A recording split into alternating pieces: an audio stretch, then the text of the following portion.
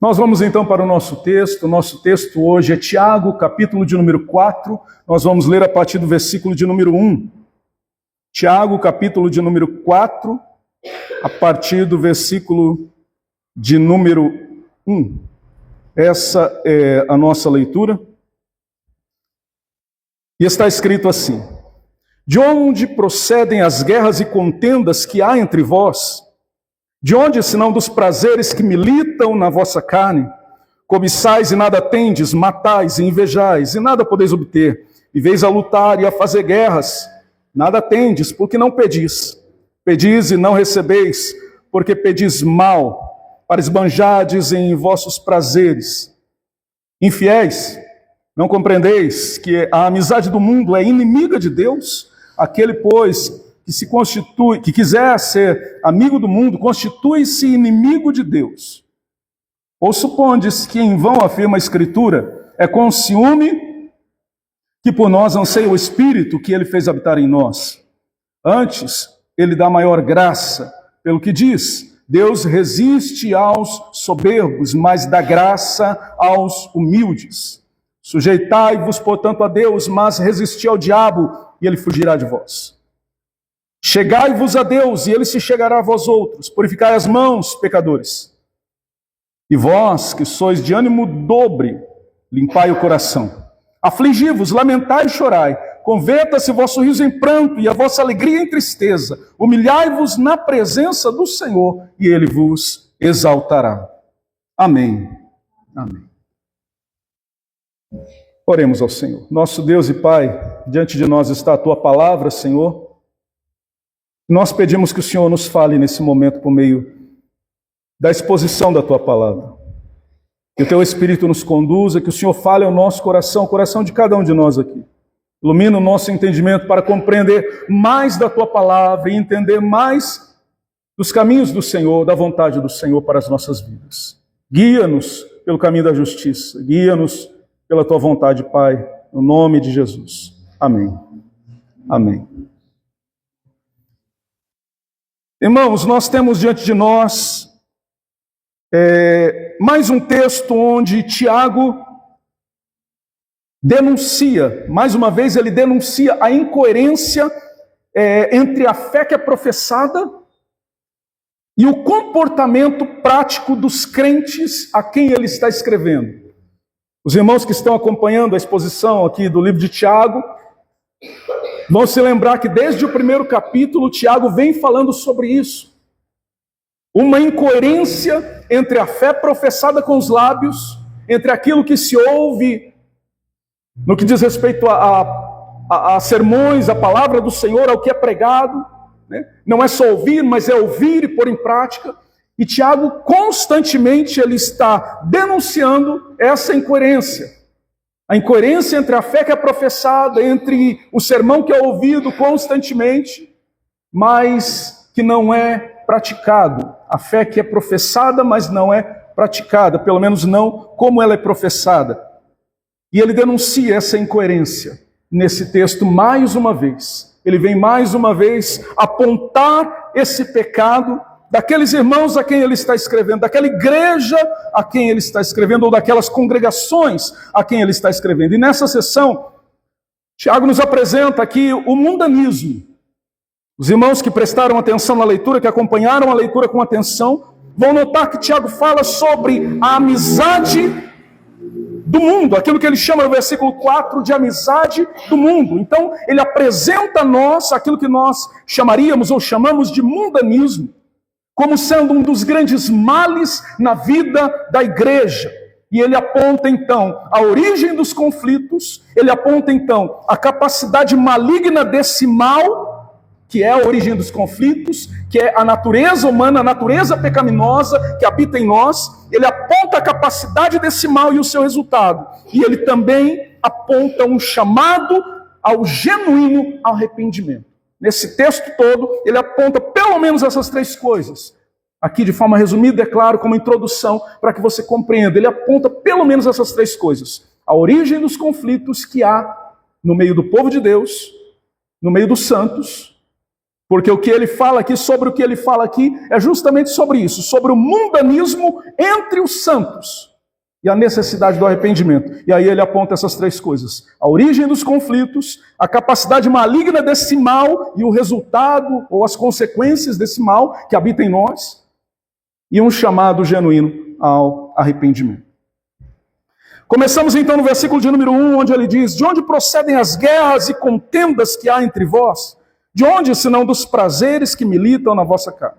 Primeiro ele faz uma constatação, a constatação de um fato. Ele diz: há guerras e há contendas entre vós. Ele diz: irmãos, parem, alto lá. Existem guerras, existem conflitos, disputas no meio de vocês. E aí ele pergunta: de onde procede isso? Primeiro ele faz a constatação de que há um mal instaurado no meio daquele povo, daquelas congregações, daquele povo que se chama pelo nome do Senhor, daquele povo que se chama pelo nome de Deus. E ele constata que o que existe ali são guerras, conflitos, disputas entre crentes. E as palavras que ele usa aqui são exatamente estas no texto original: guerras, disputas, lutas, contendas. Eu tenho certeza que cada um dos irmãos que estão aqui já viram, já presenciaram, ou pelo menos ouviram sobre coisas parecidas por aí no arraial evangélico, não é? Todos nós já presenciamos ou já pelo menos ouvimos falar sobre isso, de coisas assim. E Tiago aponta esse mal. E aí ele pergunta: de onde procedem? E a palavra procedem aqui no texto grego, ela significa origem, ela significa fonte ou a causa. Aquilo que é a fonte de alguma coisa, aquilo que é a origem de alguma coisa, aquilo que é a causa de alguma coisa. Então, Tiago está dizendo, ou está perguntando, qual é a origem de todo esse mal que acontece entre vocês? Qual é a fonte de tudo isso? Qual é a causa de tudo isso? Qual é a raiz de todos esses males, de todos esses conflitos?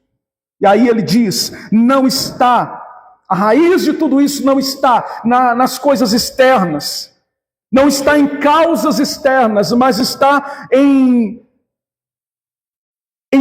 causas internas. Aquilo que ele chama aqui no versículo 1 de prazeres que militam na vossa carne. Prazeres que militam na vossa carne. Irmãos, ele usa aqui, ele empresta aqui um termo, que ele empresta um termo aqui do meio do arraial militar, né? Ele empresta essa palavra, militam em vossa carne. E a palavra em aqui também poderia significar dentro, em vocês, no meio de vocês. Como que possuindo vocês, como que estando arraigada em vocês, intrínseca à natureza de vocês. E ele diz, esse mal está militando, esses prazeres estão militando, estão guerreando. A palavra que ele usa aqui para militar em vossa carne é a palavra que denota um exército que se aparelha e que se organiza para sair à batalha de forma muito bem planejada e organizada. O que significa isso? Ele está dizendo, na natureza de vocês, na nossa natureza humana, existe um aparelhamento e uma guerra constante, por meio de um aparelhamento desses que são nossos inimigos, que aqui ele chama de prazeres que militam na vossa carne. Em alguns outros textos do Novo Testamento, nós vamos encontrar desejos. É aquilo que o Novo Testamento também vai chamar de natureza pecaminosa, velho homem, velha natureza. Esse mal está em nós. E ele diz: isso habita em vocês, esta é a raiz de todas estas guerras, de todos esses males. Ele está dizendo: olha, os conflitos externos são apenas reflexos das batalhas que acontecem dentro de vocês. As brigas que acontecem no meio da congregação, no meio do povo de Deus, as brigas que acontecem entre vocês, Tiago está dizendo, é resultado das batalhas internas que acontecem no coração de vocês. O orgulho, a inveja, os prazeres desenfreados produzem estas guerras e divisões. Esses males militam na vossa carne, ele está dizendo. Esses prazeres dos quais Tiago fala aqui, irmãos, são traduzidos pela palavra edonê, que revelam desejos egoístas, pecaminosos, que geram inveja, rivalidade e ambição. Essa palavra edonê é de onde vem também o nome daquela filosofia, né, antiga, grega. Muitos aqui já ouviram falar do hedonismo. Hedonismo vem desta palavra, edonê. A filosofia do hedonismo entende ou entendia que o prazer, a satisfação e o prazer do ser humano é o fim último, é a razão última da sua existência. O homem existe para satisfazer os seus desejos e os seus prazeres. Esta é a busca maior. Este é o suprassumo da existência humana, de acordo com o hedonismo. E Tiago está dizendo: viver assim é viver o mundanismo. Viver assim é viver o mundanismo. Nós somos ensinados, irmãos, pelas Escrituras, e inclusive os nossos catecismos ensinam isso, na primeira pergunta, que a razão, o fim principal, o fim último, né? A finalidade, a razão da existência do homem é glorificar a Deus e alegrar-se nele para sempre, gozá-lo, ter prazer nele por toda a eternidade. Esta é a razão última da existência humana. Este é o fim, a finalidade, o objetivo da existência do ser humano. Isso é o que ensina a Escritura. Então é o prazer, sim, é o prazer. A razão última da existência humana é o prazer, mas não esse tipo de prazer que Tiago está condenando, mas o prazer em Deus. Alegrar-se em Deus, ter prazer em Deus, deleitar-se em Deus, satisfazer-se nele e somente nele. Tê-lo como centro de nossa vida, de nossa existência.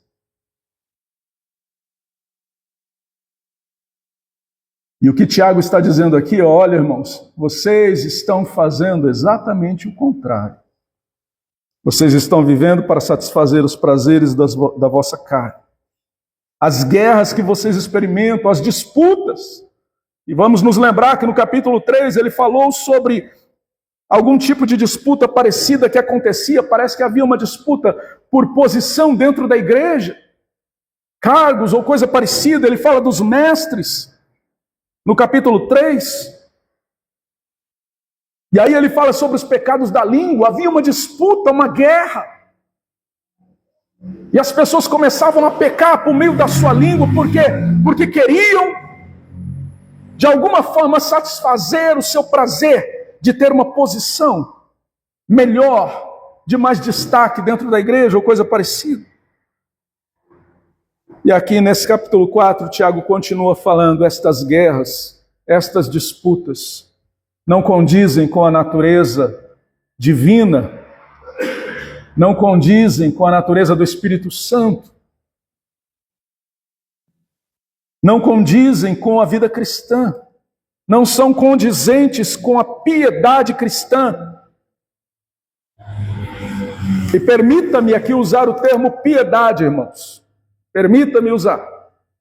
Por que eu vou dizer isso? Eu poderia usar aqui espiritualidade, tá? Mas você vai me ver repetindo piedade, porque espiritualidade, embora não tenha problema nenhum em ser usado, nós não encontramos ele de forma clara, assim como nós costumamos usar no texto bíblico.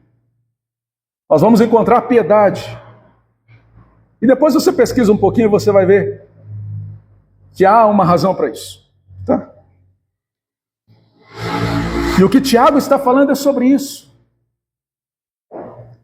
Esse tipo de vida que busca nos prazeres a satisfação última da sua existência não é condizente com a piedade cristã.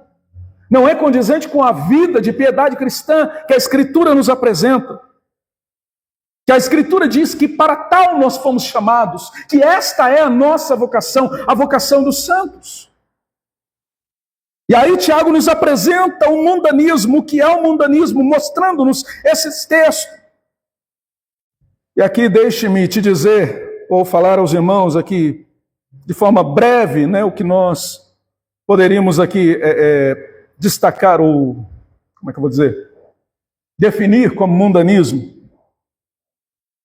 Que é o que Tiago vai falar aqui também. É quando nós vivemos para satisfazer esses prazeres a qualquer custo, sem levar Deus em consideração. É quando somos orientados em nossa vida ao prazer como fim último da nossa existência. Como busca central da nossa existência. Isso é mundanismo, irmãos. E Tiago está dizendo, isto está no meio da igreja, isso está manchando a vida da igreja. E o mundanismo, irmãos, quando nós continuamos a leitura no versículo 2, nós vamos ver que o mundanismo ele leva as pessoas a fazer qualquer coisa para obter aquilo que desejam. Qualquer coisa. Olha aí na sua Bíblia, no versículo de número 2. Cobiçais e nada tendes. Matais e invejais e nada podeis obter. Viveis a lutar e a fazer guerras. Nada tendes, porque não pedis. Olha só o que ele diz. Cobiçais, matais, invejais, lutais. Fazeis guerra. Está tudo aí nesse versículo 2. Fala pelo menos estas 5 coisas. Como dizendo, olha, do que vocês são capazes de fazer para satisfazer os desejos da vossa carne, os desejos, os prazeres que militam a vossa carne. E ele usa o termo aqui, matar. Eu acredito que Tiago está usando esse termo de forma hiperbólica, né? Está usando uma hipérbole aqui, uma figura linguística de exagero, né? Está exagerando. Não acredito que algum irmão matou o outro lá, ou coisa parecida. Acho que não foi o caso, né? Mas ele está dizendo, essa vida, esse mundanismo leva as pessoas a odiar. E quem sabe até a matar para obter aquilo que precisa. Olhemos para nós aqui, irmãos. Olhemos para nós, para o Brasil. Olhemos para o quadro político da nossa nação. Olha o que tem sido o Brasil nos últimos anos. E você vai ver o retrato desse mundanismo instaurado entre os governantes da nossa nação, entre aqueles que ocupam posições de poder em nossa nação. São capazes de invejar, de cobiçar, e até de fazer guerras, de disputar e até de matar. E até de matar. Quantos casos nós não temos no Brasil, né? Mal contados, mal esclarecidos.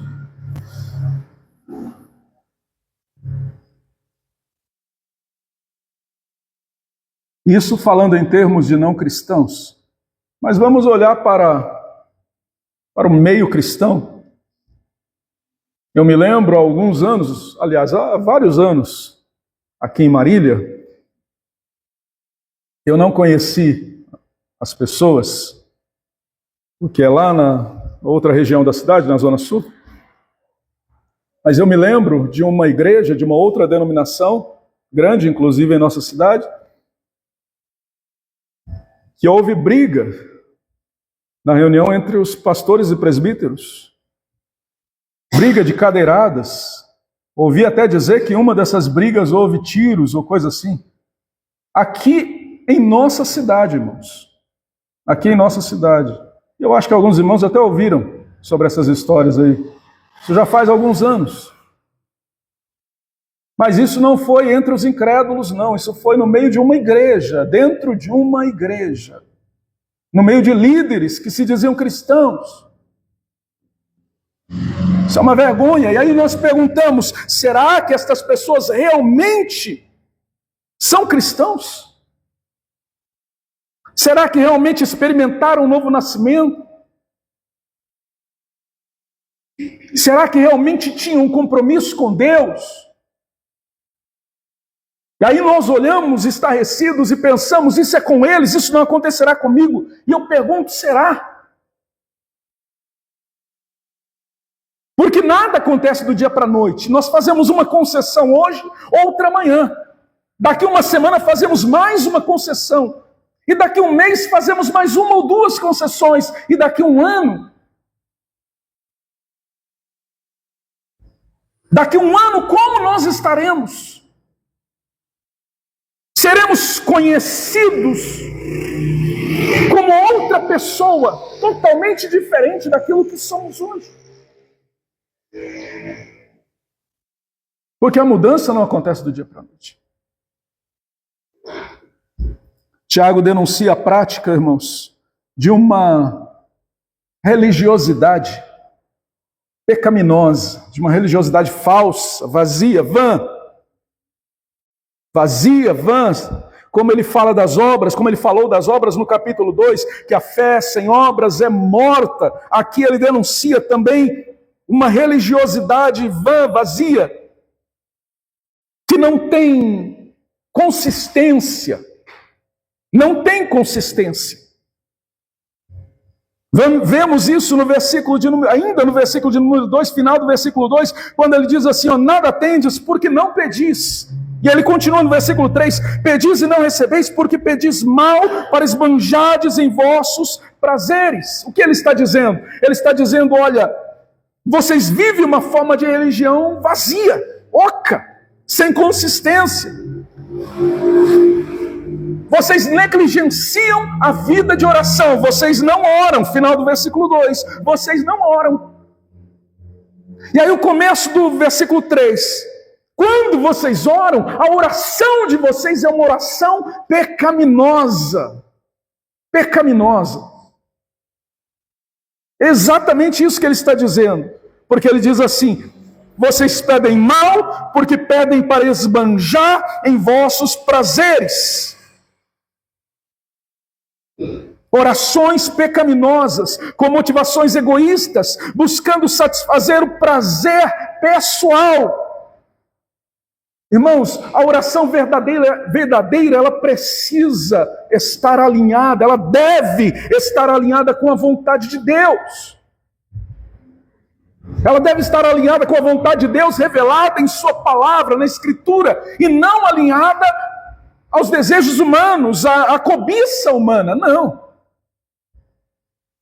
Vamos nos lembrar de João capítulo 14, versículos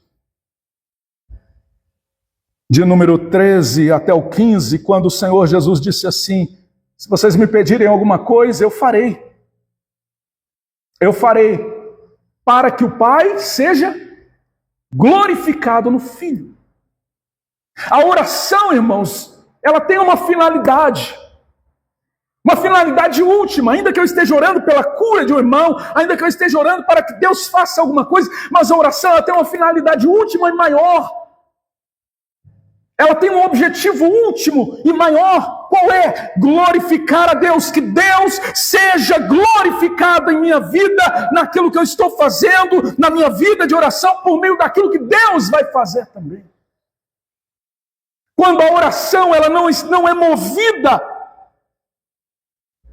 por esta consciência de que Deus deve ser glorificado, mas ela é movida pela cobiça humana, pelo prazer, pelo desejo humano, da satisfação humana, talvez em receber elogio ou de que alguma outra coisa resulte no meu prazer, no meu bem, em satisfazer a mim, sem considerar a Deus. Quando a oração é feita assim, ela é vazia, ela é oca, ela é uma oração pecaminosa, irmãos. É isso que Tiago está dizendo. É isso que Tiago está nos ensinando aqui. Quando olhamos para a oração que Jesus ensinou no capítulo 6 de Mateus, versículos de 9 a 10, Jesus disse assim: vocês orareis assim, vós orareis assim: Pai nosso que estás no céu, santificado seja o teu nome, venha a nós o teu reino e seja feita a tua vontade. Ele diz: olha, vocês vão orar, mas a razão primeira da oração é que o nome do Pai seja glorificado, seja santificado. É que o reino de Deus se instaure, seja estabelecido, que o reino de Deus se cumpra, que venha o reino de Deus. É que a vontade do Senhor seja feita entre nós, em nossas vidas. O Senhor Jesus nos ensinou isso. E quando olhamos para a primeira epístola de João, capítulo 5, versículo 14, o apóstolo João, ele ensina a mesma coisa. Ele diz assim: olha, irmãos, esta é a confiança que temos nele, que se pedirmos alguma coisa conforme a sua vontade, ele nos ouve. Se pedimos alguma coisa conforme a sua vontade, ele nos ouve. Então a oração verdadeira, a oração genuína, a oração cristã, ela precisa estar alinhada com a vontade de Deus.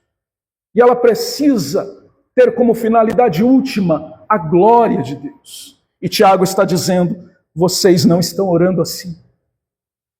Vocês estão negligenciando a vida de oração. E quando vocês oram para satisfazer os seus prazeres. É uma oração pecaminosa. Mas, irmãos, Deus é aquele que frustra o pecador, não é? E olha o que ele diz aí, desde o versículo de número 2, ele está dizendo: cobiçais e nada tendes, matais e invejais e nada podeis obter, viveis a lutar e fazer guerras. Nada tendes, porque não pedis. Pedis e não recebeis, porque pedis mal. Deus se coloca contra aquele que vive esse tipo de de religiosidade oca e vazia, fazendo orações pecaminosas assim. Deus se coloca contra aquele que vive movido pelo espírito do mundanismo. Deus se coloca contra ele e frustra esta pessoa, de tal forma que há sempre um vazio na sua alma, e por mais que ele consiga, ele nada tem. Por mais que ele consiga, nada satisfaz a sua alma. Ainda que ele consiga alguma coisa, nada satisfaz a sua alma. Há sempre um vazio e uma cobiça, porque ele está dominado por esse espírito mundano, e o próprio Deus se vira contra ele. E aqui nós vamos ver isso a partir do versículo de número 4, quando Tiago diz assim: infiéis, não compreendeis que a amizade do mundo é inimiga de Deus, e aquele, pois, que quiser ser amigo do mundo, constitui-se inimigo de Deus? Olha só, irmãos, isso é muito grave. Tiago começa o versículo 4 dizendo: vocês são adúlteros. Na nossa versão aí, a revista e atualizada, está escrito infiéis, né? Mas o texto grego, a palavra que aparece aqui é adúlteros, ou adúlteros. Tiago está dizendo: olha, você vive assim, movido pelo espírito do mundanismo, você está vivendo um adultério espiritual. Você está vivendo adultério espiritual. E ele não mede as palavras, irmãos. Ele olha para aquela congregação e diz a eles: adúlteros, vocês não compreendem que a amizade do mundo é inimiga de Deus? E aquele que quiser ser amigo do mundo constitui-se inimigo de Deus? Irmãos, Essa amizade com o mundo nos torna inimigos de Deus, e flertar com esses valores mundanos é romper a aliança com Deus. Lembra do que Jesus disse em Mateus, lá no capítulo 6 também, ainda no versículo 24, o Senhor Jesus disse o quê? Não podeis servir a dois senhores. Ou se amará um e odiará outro, ou então se devotará a um e negligenciará o outro. Não se pode servir a dois senhores. É impossível viver desta forma. E aqui precisamos dizer isso, irmãos. Não há terreno neutro. Não há terreno neutro. É por isso que quando nós vamos evangelizar, nós temos que ir com essa consciência de que aqueles que estão lá fora, que não conhecem a Jesus, não é que eles são pessoas boas e só não conhecem a Jesus, não. Não, eles são inimigos de Deus. Eles odeiam a Deus. Mesmo que ele não fale isso, mas seu coração corre de Deus, foge de Deus. No seu coração ele foge de Deus. É como o bandido, que ele nunca vai, né, na casa do policial ou no carro da polícia. Não, ele sempre está fugindo. Porque o seu coração é inimigo de Deus. A amizade do mundo, diz Tiago aqui, é inimiga de Deus, e aquele que quiser ser amigo do mundo constitui-se inimigo de Deus, versículo 4. Não sou eu que estou dizendo, irmãos, está aí na sua Bíblia. É a Escritura que está dizendo, é Deus que está dizendo isso para nós. Se eu quiser ser amigo do mundo, eu vou me tornar inimigo de Deus, eu vou me virar contra Deus para afrontar a Deus. Alguém já disse, eu não vou me lembrar quem, mas alguém já disse, que um homem sozinho, se ele tiver Deus do seu lado, ele tem a maioria. Mas uma multidão, se tiver sem Deus, está perdida.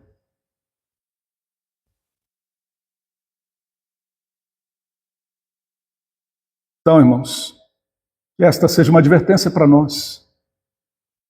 Que você não permita que o mundanismo encontre espaço na sua vida, no seu coração. Deus e o mundo, irmãos, se oferecem a nós como tesouros alternativos. Se Deus fosse tudo para nós, o mundo não teria valor algum para nós. Valor algum. E aqui eu não estou falando só desse povo a quem Tiago estava escrevendo, não, irmãos. Estou falando de nós aqui, irmãos, da Zona Norte de Marília.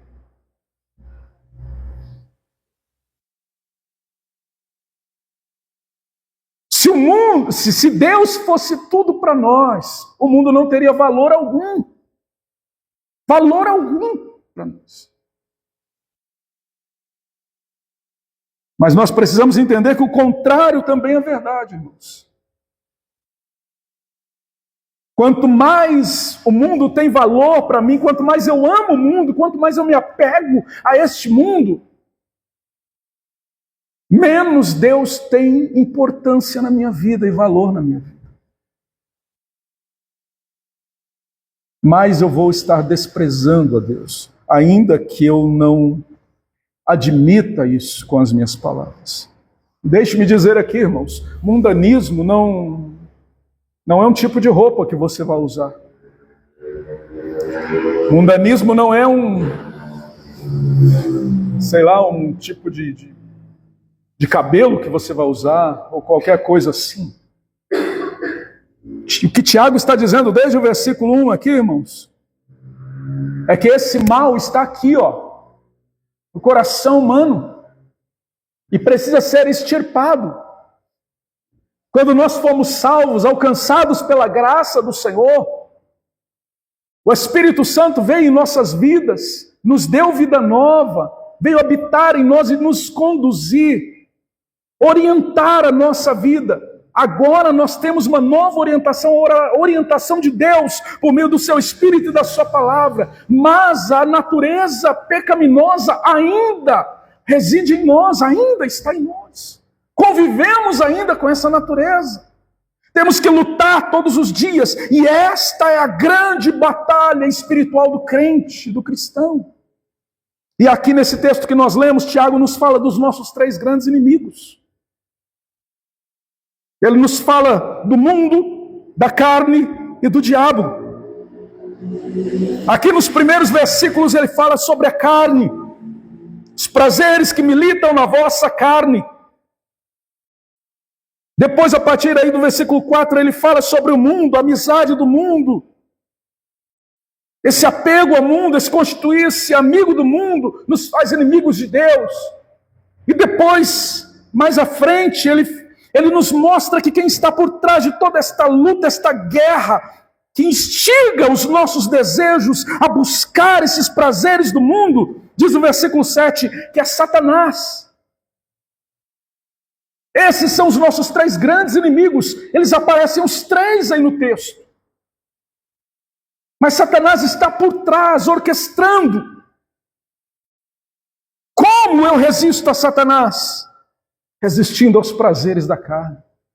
Resistindo ao apelo deste mundo. E mundo aqui, irmãos, não é a criação física, não é o chão, a terra, a lua, o céu. Não é isso, não, irmãos. Mundo aqui é o sistema de valores, de ideias, alienado de Deus e que nos conduz contra Deus, instiga o ser humano a viver em oposição a Deus. Isto é o que Tiago chama de mundo, isto é o que o apóstolo Paulo chama de mundo, isto é o que o apóstolo João também chama de mundo. E vamos nos lembrar do que Paulo disse em Romanos 12, no capítulo de número 12 de Romanos, versículo de número 2, ele diz: não vos amoldeis, não vos conformeis, não vos amoldeis, não entreis na forma deste mundo. Não se amolde aos padrões deste mundo, desta era, deste século. Mas transformai-vos pela renovação da vossa mente, para que experimenteis qual seja a boa, agradável e perfeita vontade de Deus. O apóstolo João também nos fala sobre esse mundo, quando ele diz na sua primeira epístola, no capítulo 2, no versículo 15, ele nos fala: não ameis, irmãos, não ameis o mundo e nem o que no mundo há. Não ameis o mundo. Ele está falando desse sistema de valores, de ideias, que domina os seres humanos e os leva em oposição a Deus e os conduz em oposição a Deus a serem inimigos de Deus. E é disso que Tiago está falando aqui. Então, irmãos, Deus e o mundo se oferecem como tesouros alternativos. Quando Deus é tudo para nós, o mundo não tem valor nenhum para nossas vidas. É impossível estar num campo neutro. Ou eu vou amar um e odiar outro, ou eu vou amar o outro e odiar aquele um. Esta é a grande verdade. Um filósofo dinamarquês chamado Søren Kierkegaard, ele disse que no dia em que o cristianismo e o mundo tornarem-se amigos, o cristianismo deixará de existir. Olha só o que ele disse: no dia em que o cristianismo e o mundo se tornarem amigos, o cristianismo deixará de existir. Porque o cristianismo, irmãos, é avesso ao mundo. Essa é a essência do ser cristão. Jesus disse isso, ele disse: olha, eles odiaram a mim, eles vão odiar vocês também. E é por isso que nós estamos em pecado, quando nós como igreja buscamos nos parecer com o mundo. Não!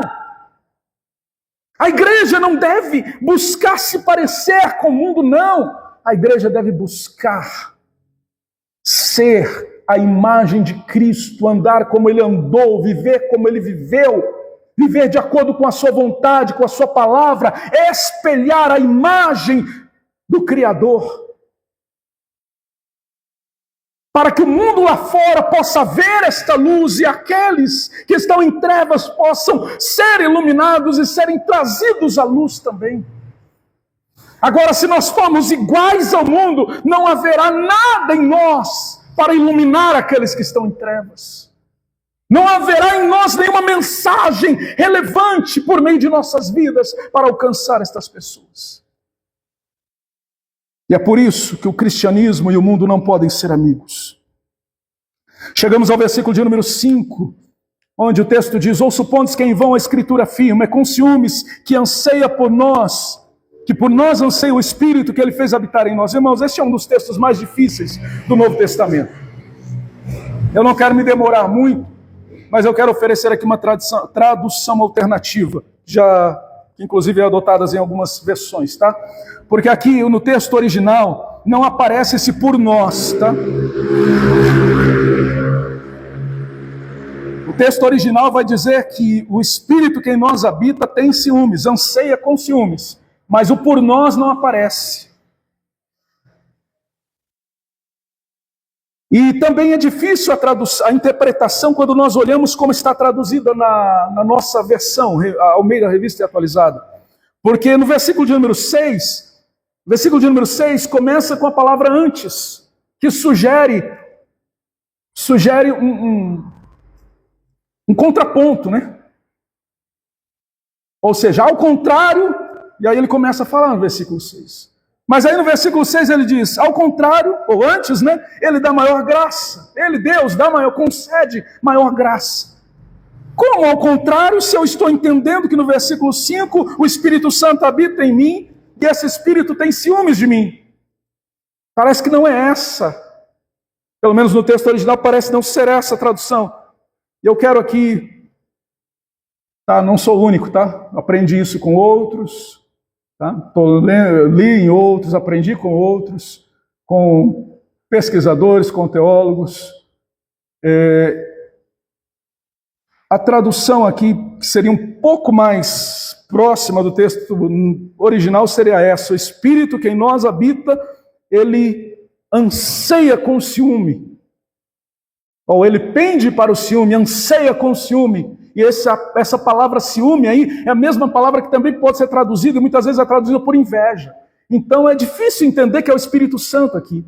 Até porque no texto grego não tem letra maiúscula. Pelo menos no grego original, antigo, não tinha letra maiúscula. Então a palavra Espírito não aparecia com letra maiúscula. O tradutor que tem que tentar entender o que está escrito aqui. Até porque o texto diz que afirma a Escritura, no versículo 5. Mas quando você lê o Antigo Testamento, você não vê nenhuma referência desse texto no Antigo Testamento. É como se ele estivesse citando um texto do Antigo Testamento que não está no Antigo Testamento. Então isso torna um pouco mais difícil ainda a interpretação. Mas a interpretação que eu sugiro seria essa: o Espírito que ele fez habitar em nós, ele anseia com ciúme, com forte desejo. Mas, ou antes, né, mas, ele, Deus, nos dá maior graça. Versículo 6. Tá? É só uma nota aqui, tá? Eu não quero me deter sobre o versículo 5. Irmãos, o versículo de número 6 nos fala que o Senhor nos dá maior graça. E aí ele faz uma citação do livro de Provérbios. E ele diz: Deus resiste aos soberbos, mas dá graça aos humildes. E aqui, irmãos, está a chave. Aqui está a chave para a solução, ou está o remédio para o problema que Tiago apresentou. Porque até agora ele deu o diagnóstico, ele apresentou o problema, ele disse: olha, o grande problema que estamos vivendo aqui no meio da igreja é esse. Mas agora ele apresenta o remédio. Qual é o remédio? Ele diz aqui: Deus resiste aos soberbos, mas dá graça aos humildes. E aí do versículo 7 até o versículo 10, irmãos, do versículo 7 até o 10, versículo 7, versículo 8, 9 e 10, 4 versículos, nós temos 10 imperativos. 10 imperativos. E temos 3 promessas. 10 imperativos. Chegai-vos, portanto, a Deus. Resisti ao diabo, e ele fugirá de vós. Chegai-vos a Deus, e ele se chegará a vós. Purificai as mãos, pecadores. Vós de ânimo dobre, limpai o coração. Afligi-vos, lamentai, chorai, converta-se o vosso riso em pranto e a vossa alegria em tristeza. Humilhai-vos na presença do Senhor e Ele vos exaltará. E as 3 promessas. Quais são as 3 promessas, irmãos? Quais são as 3 promessas? O diabo fugirá de nós. Deus se chegará a nós. Deus nos exaltará. 10 imperativos, 10 ordens de Deus para nós e 3 promessas. Resumindo aqui, irmãos, nesses 10 imperativos e nessas 3 promessas, Tiago está nos apresentando um chamado ao arrependimento. Ele está dizendo, olha, o grande mal instaurado no meio da nossa igreja hoje é este, mas nós precisamos curar essa doença. Qual é o remédio? Arrependimento genuíno e conversão. Renúncia à duplicidade de ânimo e um retorno à fidelidade exclusiva ao Senhor. Qual que é a conclusão aqui, irmãos, de Tiago? Ele apresenta o diagnóstico que é a duplicidade de ânimo, coração dividido entre Deus e o mundo, que gera instabilidade, ciúmes, guerras e coisas ruins. Mas aí ele apresenta o caminho da restauração, humilhar-se diante de Deus. A humildade, irmãos, e a sujeição a Deus e o arrependimento produzem paz, produzem graça e produzem exaltação. E é esta a mensagem de Deus para nós aqui. Sujeitai-vos, portanto, a Deus. Resisti ao diabo e ele fugirá de vós. Chegai-vos a Deus e ele se chegará a vós. Purificai as mãos, pecadores, e vós de ânimo dobre, limpai o coração, afligi-vos, lamentai, chorai, converta-se o vosso riso em pranto, a vossa alegria em tristeza, humilhai-vos na presença do Senhor e ele vos exaltará. Irmãos, Tiago é o único no Novo Testamento, é o único que chama os crentes, os santos, de pecadores. Você vê Paulo e alguns outros escritores chamando os irmãos de santos, né? Santos, irmãos, santos. Tiago chama os irmãos aqui de irmãos muitas vezes, mas aqui ele chama de pecadores. O único que faz isso. Acho que ele era aquele tipo de pregador que muita gente não gosta de ouvir, né? Mas, irmãos, o que eu quero dizer aqui é que o que Tiago apresenta aqui, dos versículos 7 ao 10, é um chamado ao arrependimento genuíno e verdadeiro. E que nós hoje aqui, irmãos, possamos escolher não a amizade do mundo, mas a fidelidade ao Senhor. Não os prazeres transitórios desta vida, mas a fidelidade ao Senhor. O prazer em Deus, o deleitar-se em Deus e gozá-lo para sempre. Que nós hoje possamos escolher isso para as nossas vidas, para que possamos experimentar assim a abundante graça que o Senhor tem para nos oferecer. Porque Tiago afirma aqui que Ele dá a maior graça. E a quem Ele dá a maior graça? Aos humildes. Resiste aos soberbos. Deus resiste aos soberbos, mas dá graça aos humildes. Vamos orar? Feche os seus olhos, por favor.